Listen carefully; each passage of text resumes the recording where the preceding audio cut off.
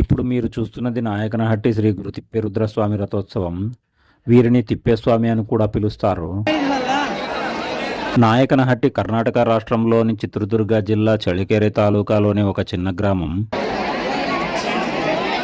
ఈ రథోత్సవం ప్రతి సంవత్సరం పాల్గొన మాసంలో ఘనంగా జరుపుతారు. నాయకనహట్టి తిప్పేరుద్రస్వామి రథోత్సవం కర్ణాటకలోని ముఖ్యమైన పండుగల్లో ఇది కూడా ఒకటి.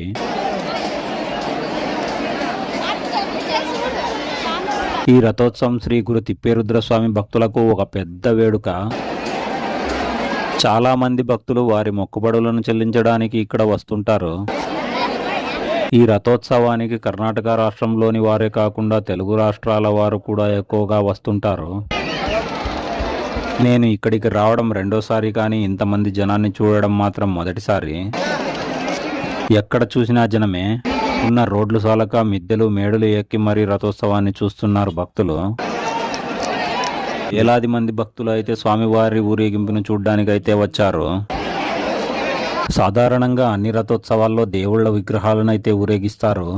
కానీ ఈ నాయకనహట్టిలో అందంగా అలంకరించిన రథంపై శ్రీ గురు తిప్పేరుద్రస్వామి విగ్రహాన్ని అయితే ఊరేగిస్తారు.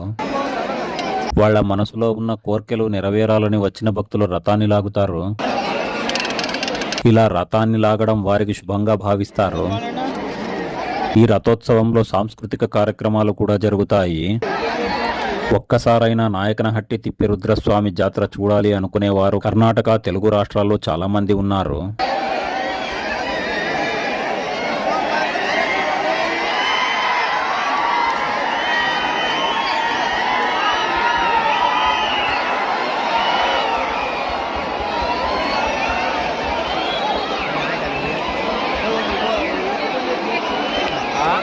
మీ ఊర్లో జరిగే రథోత్సవంలో ఏ దేవుణ్ణి ఊరేగింపుగా తీసుకువెళ్తారో కామెంట్ చేయండి.